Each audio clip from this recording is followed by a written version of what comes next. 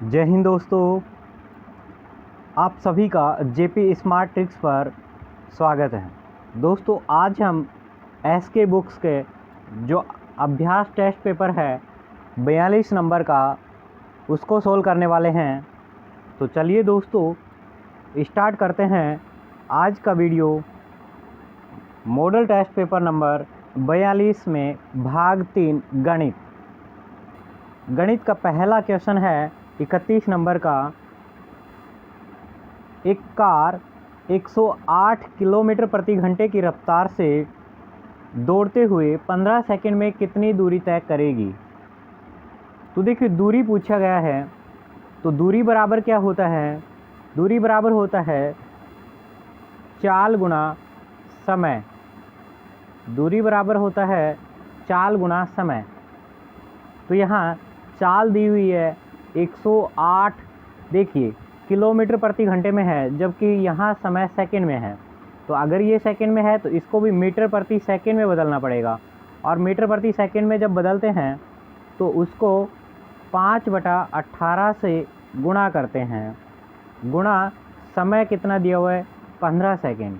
जब इसको काटेंगे तो इसको काटिए, 18 से 6 बार कट गया, और 6 को 5 से गुणा करेंगे 30 आएगा। फिर 30 को 15 से गुणा करेंगे, 15 से गुणा करेंगे तो ये बनेगा 15 से 45 और एक जीरो, 445 मीटर। क्योंकि हमने मीटर में चेंज कर दिया था, मीटर प्रति सेकंड में चेंज कर दिया था, तो आंसर आपका मीटर में आएगा। ठीक है, तो देखिए कौन से ऑप्शन में है 450 मीटर। देखिए सी ऑप्शन में है 450 मीटर, ये आपकी दूरी होगी। नेक्स्ट प्रश्न पर चलते हैं। नेक्स्ट प्रश्न क्या कहता है, ध्यान से सुनना। किसी धनराशि का 8% वार्षिक ब्याज से मिलने वाला साधारण ब्याज, ध्यान देना, साधारण ब्याज उस धनराशि का 6 वर्षों में आधा हो जाता है, तो धनराशि ज्ञात कीजिए। तो आपसे मूलधन पूछा गया है, तो मूलधन ज्ञात करने का तरीका क्या है कि हम उसको फॉर्मूले में लिखें। तो फॉर्मूला, साधारण ब्याज का फॉर्मूला क्या कहता है कि मूलधन गुणा दर गुणा समय, यही है, बटा में 100, यही है साधारण ब्याज का। तो इसमें रखने की कोशिश करते हैं। देखिए क्या दिया हुआ है, मूलधन निकालना है। तो मान लेते हैं मूलधन कितना है x, गुणा दर कितनी है 8, गुणा समय कितना है 6 बटा में 100, ये आपका आ गया साधारण ब्याज। अब साधारण ब्याज देखिए कितना है, मूलधन का आधा, मूलधन कितना है x बटा में 2। जब इसको सोल्व करेंगे दोस्तों, जब इसको सोल्व करेंगे तो देखिए इसको इधर मल्टीप्लाई करेंगे और इधर इसको इधर भी x की टर्म है, इधर भी x की टर्म है। जब दोनों साइड x की टर्म है और कोई कांस्टेंट नहीं है, कोई संख्या अलग से है नहीं, देखिए इधर कर लेते हैं। एक बार मैं आपको प्रॉपर बता देता हूँ क्या है। 8 को 6 से गुणा करेंगे 48 होगा, 48 को जब 2 से गुणा करेंगे तो 96 होगा, 96x बराबर, इधर करेंगे 100x, इधर आ गया 100x। ठीक है, अब 100 में से जब 96 को माइनस करेंगे तो कितना आएगा, 4x बराबर 0। तो x की वैल्यू यहाँ से नहीं निकल पा रही, x की वैल्यू नहीं निकल पा रही, क्योंकि दोनों ही साइड x आ गया, अकेला x है। तो इसका मतलब आंकड़े अधूरे हैं, x का वैल्यू नहीं निकल पा रहा, तो आंकड़े क्या हैं, अधूरे हैं। तो देखिए कौन से ऑप्शन में है कि जो इन्फॉर्मेशन हमें दी गई है वो कंप्लीट नहीं है, निकालने के लिए अधूरी दी गई है। तो देखिए आंकड़े अपर्याप्त हैं, तो डी ऑप्शन बिल्कुल राइट होगा, आंकड़े अपर्याप्त हैं। ठीक है, नेक्स्ट प्रश्न पर चलते हैं। 33 नंबर, यदि किसी वृत्त की त्रिज्या में 75% वृद्धि कर दी जाए तो परिधि में कितने प्रतिशत की वृद्धि होगी। तो देखिए मैंने आपको क्लास में जब वृत्त में समझाया था तो मैंने बताया था कि त्रिज्या अगर r है तो व्यास 2r होता है, और परिधि 2 पाई आर होती है, क्षेत्रफल पाई आर स्क्वायर होता है। तो हमें तो परिधि तक ही बात करनी है, अभी क्षेत्रफल का नहीं, कुछ भी नहीं करना अभी। तो देखिए, जब आपका आर बदलेगा तो क्या ये 2 बदलेगा क्या? ये तो फिक्स 2 ही रहेगा, तो इसको कोई फ़र्क नहीं पड़ेगा कि आप आर को कितना भी चेंज कर लीजिए। यहाँ 2 पाई का वैल्यू फिक्स है, ये भी नहीं बदलने वाला। तो जब आर को बदलेंगे तो यहाँ व्यास में भी आर बदलेगा और परिधि में भी आर ही बदलेगा। अगर आर को डबल करेंगे तो यहाँ भी आर डबल होगा, यहाँ भी आर डबल होगा। अगर आर को 10% बढ़ाएंगे, ये भी 10% बढ़ेगा, ये भी 10% बढ़ेगा।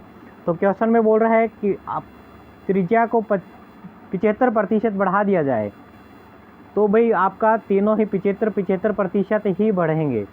तो आपका परिधि पूछा गया कितना वृद्धि होगी, तो परिधि भी कितना ही बढ़ेगी, 75%। तो ध्यान रखना दोस्तों, त्रिज्या, व्यास और परिधि तीनों सेम रहती हैं, जितनी एक बढ़ेगी उतनी ही दूसरी बढ़ेगी। तो इसका आंसर होगा 75%। देखिए कौन से ऑप्शन में है 75%? C option.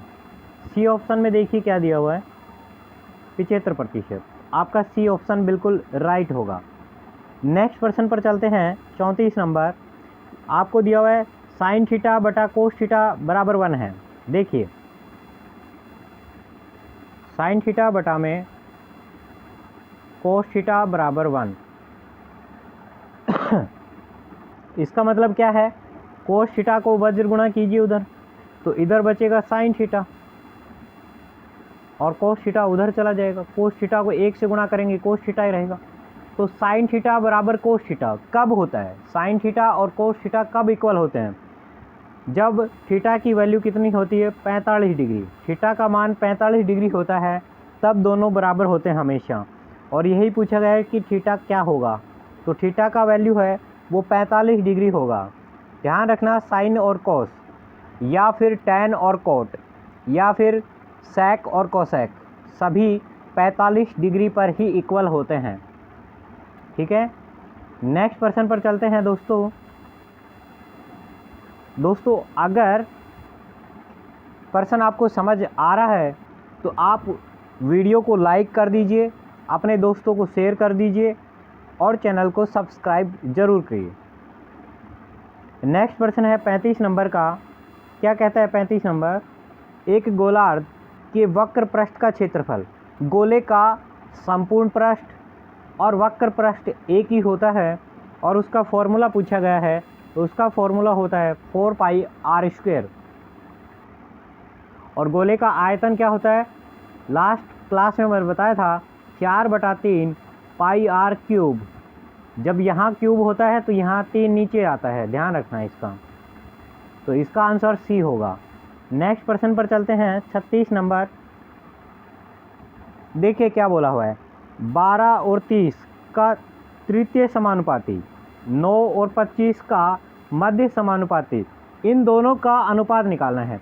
तो देखिए पहले क्या बोला हुआ है, 12 और 30 का तृतीय हम निकालते हैं। ये 12 और ये 30, इसका तृतीय पूछा गया है, तृतीय को x मान लेते हैं। तो जब 3 ही होते हैं तो बीच वाले का डबल कर देते हैं, तो ये 12 अनुपात 30 समान अनुपात 30 अनुपात x। बाहर वाले को मल्टीप्लाई करते हैं तो ये बनेगा 12x बराबर, अंदर वाले को गुणा करेंगे तो 30 गुणा 30। जब 12 को यहाँ से नीचे भेजेंगे तो ये नीचे आ जाएगा यहाँ से, तो x का वैल्यू देखिए क्या आएगा, ये कटेगा तो 6 से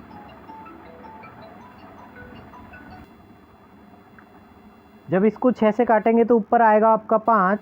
देखिए यहाँ आएगा 5 6 से, और 6 से इसको काटेंगे तो यहाँ आएगा 2, और 2 से जब इसको काटेंगे तो यहाँ आएगा 15।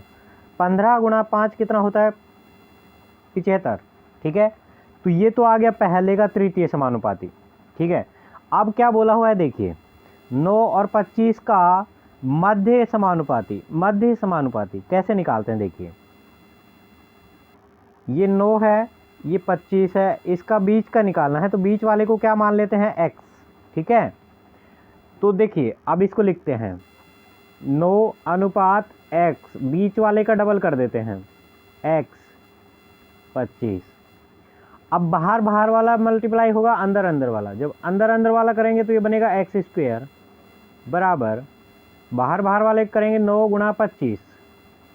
अब देखिए यहाँ क्या है, यहाँ वर्ग है तो वर्ग का यहाँ क्या लगाएंगे रूट, तो x बराबर क्या बनेगा, 9 का रूट क्या होता है 3 और 25 का रूट क्या होता है 5, तो x का वैल्यू यहाँ से कितना आया 15। अब इन दोनों का अनुपात लेना है, इन दोनों का अनुपात लेना है, देखिए इन दोनों का 75 और 15 का, तो इधर है 75 और इधर है 15। 15 से जब इसको काटेंगे तो ये कटेगा 5 बार और ये कटेगा 1 बार, तो इसका फाइनल जो आंसर होगा वो होगा 5 अनुपात 1। देखिए कौन से ऑप्शन में है, 5 अनुपात 1, बी ऑप्शन बिल्कुल राइट होगा। तो ध्यान दीजिए कैसे किया हमने, देखिए पहले हमने तृतीय समानुपाती निकाला, पहले हमने तृतीय समानुपाती निकाला, फिर हमने मध्य का निकाला और फिर इन दोनों को काटा, जो आंसर आया वही आपका आंसर होगा। नेक्स्ट प्रश्न पर चलते हैं दोस्तों, 37 नंबर। 36 आदमी एक काम को 25 घंटे में करते हैं, तो 15 आदमी उसी काम को कितने, MDH वाला फॉर्मूला लगेगा कि पहले कितने आदमी, 36 आदमी कितने घंटे, 25 घंटे बराबर बाद में कितने आदमी, 15 आदमी कितने घंटे, x घंटे मान लो। तो इसको काटने की कोशिश करो, 5 से ये कट गया 5 बार, 5 से ये कट गया 3 बार, फिर इसको काटने की कोशिश करो, 3 से ये कटेगा 12 बार, ठीक है। अब 12 गुणा 5 करो 60 घंटा ये समय आएगा आपका। तो देखिए कौन से ऑप्शन में है, ए ऑप्शन बिल्कुल राइट है, 60 घंटे लगेंगे, 15 आदमी को वही काम करने में 60 घंटे लगेंगे, ठीक है। क्योंकि पहले आदमी ज़्यादा थे तो समय कम लग रहा था, अब आदमी कम हो गए तो समय ज़्यादा लगेगा। नेक्स्ट प्रश्न पर चलते हैं,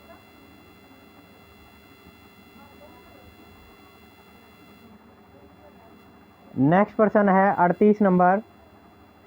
प्रथम 7 प्राकृत संख्याओं के वर्गों का औसत निकालना है, तो पहले योग बताइए, योग क्या होता है, योग का फॉर्मूला क्या होता है। देखिए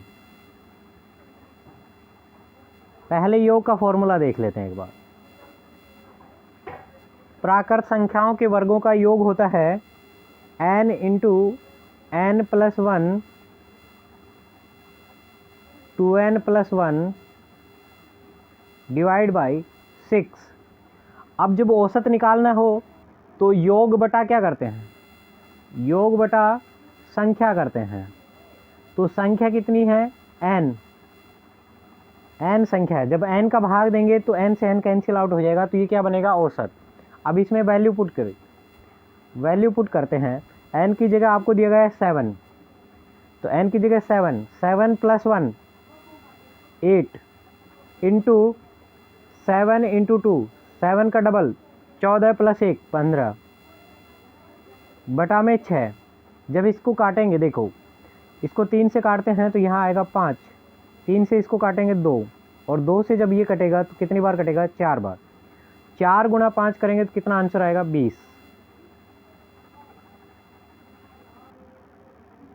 देखिए कहाँ है 20, बी ऑप्शन, बी ऑप्शन बिल्कुल राइट है। कितना आ रहा है, 20, बिल्कुल राइट है। नेक्स्ट प्रश्न पर चलते हैं। नेक्स्ट प्रश्न देखिए, वैसे तो फॉर्मूले से सोल्व होता है, ऊपर a का क्यूब माइनस b के क्यूब का फॉर्मूला लिखेंगे और उसके नीचे जब वो लिखेंगे फॉर्मूला कंप्लीट तो वो कट जाएगा शेष, तो बचेगा a माइनस b। ये तो हो गया फॉर्मूले से।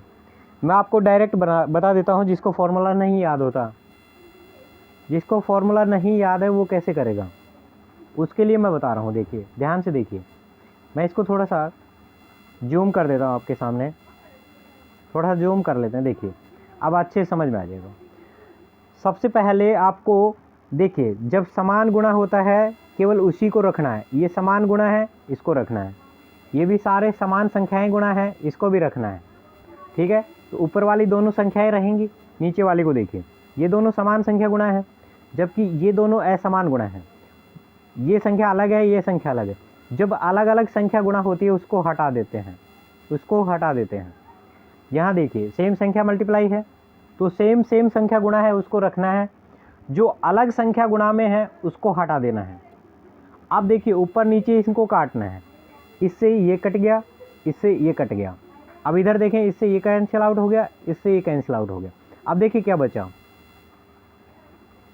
343 माइनस 113। जब इसको माइनस करेंगे देखिए 0 3 2 230। सी आंसर यही है, क्या है 213।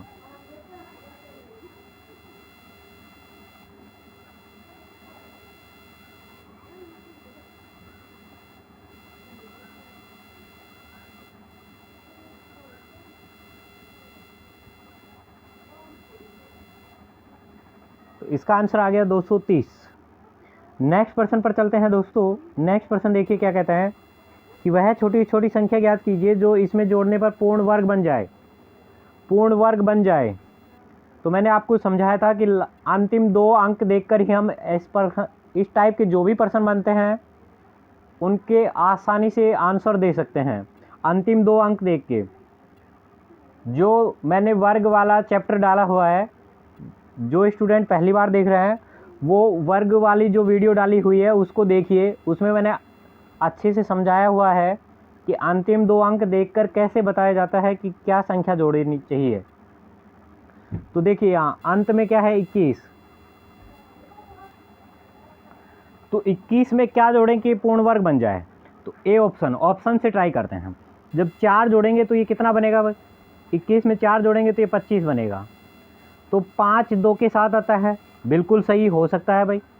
सेकंड 5, जब 5 ऐड करेंगे 21 में तो ये बनेगा 26।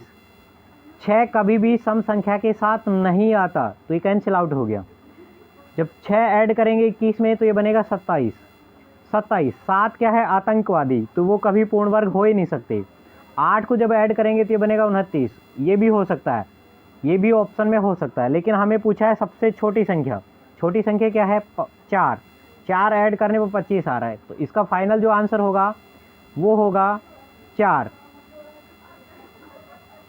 फाइनल आंसर होगा वो होगा 4। नेक्स्ट प्रश्न पर चलते हैं। नेक्स्ट प्रश्न देखिए दोस्तों क्या है,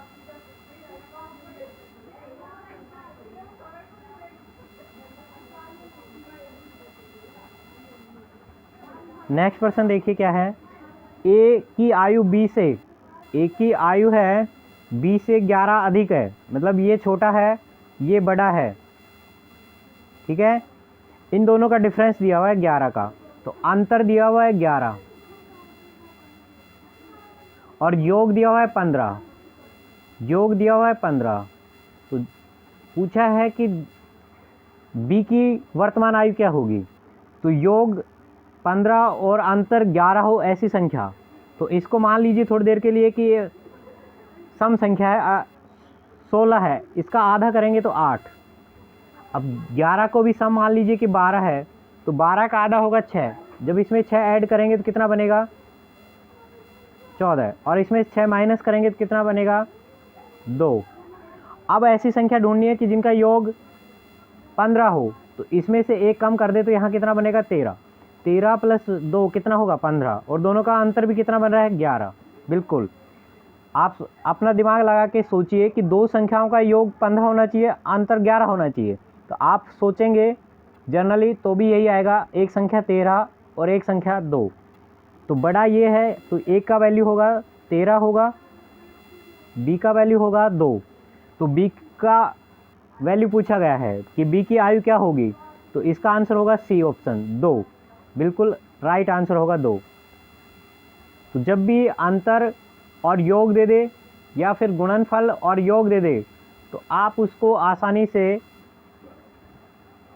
सोच के और सोल्व कर सकते हैं विदाउट मैथ। नेक्स्ट प्रश्न पर चलते हैं। निम्नलिखित में से सबसे बड़ी संख्या होगी, रूट वाली संख्याएं हैं। तो दोस्तों इस प्रकार का जो भी प्रश्न बनता है रूट वाली संख्याओं में एक रूट लगा हो, एक क्यूब रूट लगा हो, इस टाइप से, तो कैसे सोल्व करते हैं ध्यान से देखना, बहुत ही ईजी होता है इसको सोल्व करना, बहुत ईजी होता है। मैक्सिमम स्टूडेंट इस टाइप के प्रश्नों को एग्ज़ाम में छोड़ देते हैं कि वो देखते हैं कि ये हार्ड है। ये बिल्कुल भी हार्ड नहीं है, बहुत आसान है। देखिए कैसे, रूट का मतलब क्या होता है 1/2, तो ये लिखा हुआ है 2 की घात 1/2, ठीक है। नेक्स्ट देखते हैं क्यूब रूट है 3 की घात 1/3 लिखा हुआ है। फिर देखते हैं 4 की घात 1/4 लिखा हुआ है। जब भी इस टाइप का प्रश्न आए तो आपको घात बटा में लिखनी है। सबसे पहले क्या करना है, घात बटा में लिखिए। फिर उसके बाद जो घात में नीचे का देखिए, यहाँ 2 है, 3 है, 4 है, इनका एलसीएम ले। तो ऐसी संख्या सोचिए तीनों का भाग चला जाए, छोटी से छोटी, तो 12 है। 12 में तीनों ही संख्याओं का भाग जा रहा है, तो उसी संख्या से गुणा कर दो। 12 से तीनों को मल्टीप्लाई कर दो। जब मल्टीप्लाई करेंगे तो देखो 2 का भाग देंगे 12 में तो कितना आएगा 6, 3 का भाग देंगे 12 में तो कितना आएगा 4, 4 का भाग देंगे 12 में तो कितना आएगा 3। तो यहाँ से निकल कर आया क्या कि 2 की घात 6, फिर 3 की घात 4, 4 की घात 3। जब इनको सोल्व करेंगे तो देखिए कैसे है, जब इनको सोल्व करेंगे तो क्या होगा, देखिए बहुत इजी है। 2 की घात 16, तो 16 नहीं है 6, 2 की घात 6 का मतलब क्या है 2 गुना 2 गुना 2, 6 बार मल्टीप्लाई करना है। तो 2 की घात 6 होता है, वो आप करके देख लेना, 64 आएगा। फिर 3 की घात 4 का मतलब है 3 गुना 3 गुना 3, कितनी बार करना है 4 बार, ठीक है। तो 3 को 3 से गुणा करेंगे 9 आएगा, फिर 3 को 3 से करेंगे 9, और 9 को 9 से करेंगे तो 81 आएगा। 4 की घात 3, 4 का क्यूब कितना होता है 64। तो सबसे बड़ी संख्या पूछिए, सबसे बड़ी संख्या कौन सी है 81, 81। तो देखिए कौन सी संख्या आएगी, 81 किसका था, क्यूब रूट 3 ये था। तो ये ऑप्शन बिल्कुल आपका राइट होगा, बी ऑप्शन बिल्कुल करेक्ट होगा। तो जब भी इस टाइप का प्रश्न आता है तो घात को क्या करते हैं, बटा में लिखते हैं पहले, फिर जो एलसीएम होता है तीनों का भाग जाता है उससे मल्टीप्लाई करके, और बस घात सोल्व करते हैं, तो उसका आंसर आ जाता है अपने आप ही। तो चलिए दोस्तों नेक्स्ट प्रश्न पर चलते हैं। नेक्स्ट प्रश्न है 43 नंबर, 43 नंबर क्वेश्चन है आपका। एक परीक्षा में 80% छात्र अंग्रेजी में उत्तीर्ण हुए, 85% गणित में, 75% अंग्रेजी और गणित दोनों विषय में उत्तीर्ण हुए। देखिए तीनों ही चीज़ उत्तीर्ण में दी गई है। जब तीनों ही चीज़ उत्तीर्ण में दी गई होती है तो हम क्या करते हैं, जो अलग अलग सब्जेक्ट दिए गए हैं, अंग्रेजी,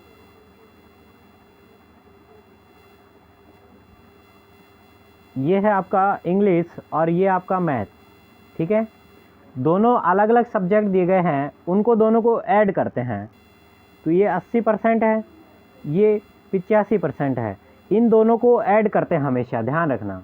जब भी इस टाइप का प्रश्न आएगा दोस्तों, जो अलग अलग सब्जेक्ट हैं उनका जो परसेंटेज होगा उनको हमेशा ऐड करते हैं, और जो दोनों का होता है, जो दोनों का प्रतिशत दिया होता है उसको माइनस करना होता है, उसको माइनस करना होता है। तो देखिए 85 में से 75 को माइनस करेंगे कितना आएगा, प्लस का 10 आएगा, और 10 प्लस 80 करेंगे तो कितना आएगा 90। ये क्या दिए हुए थे, उत्तीर्ण का दिए हुए थे, जो पास हो गए उनका दिया हुआ उत्तीर्ण दिया हुआ था। तो 100 में से 90 उत्तीर्ण हो गए तो बचे कितने 10, ये क्या हैं अनुत्तीर्ण, फेल वाले, ये अनुत्तीर्ण है, ठीक है। अब देखो संख्या किसकी दी हुई है, अनुत्तीर्ण की दी हुई है कि 40 छात्र अनुत्तीर्ण हुए हैं।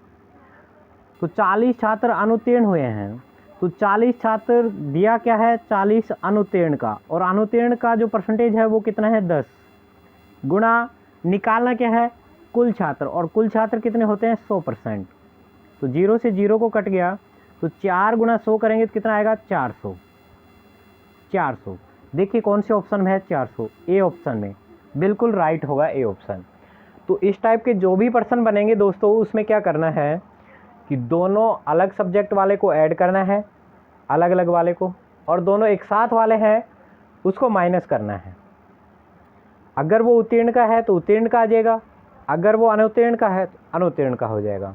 फिर उसके बाद दिया क्या है संख्या में 40 अनुत्तीर्ण विद्यार्थी, तो बटा में उनका प्रतिशत लिखते हैं। अनुत्तीर्ण का प्रतिशत कितना है 10%।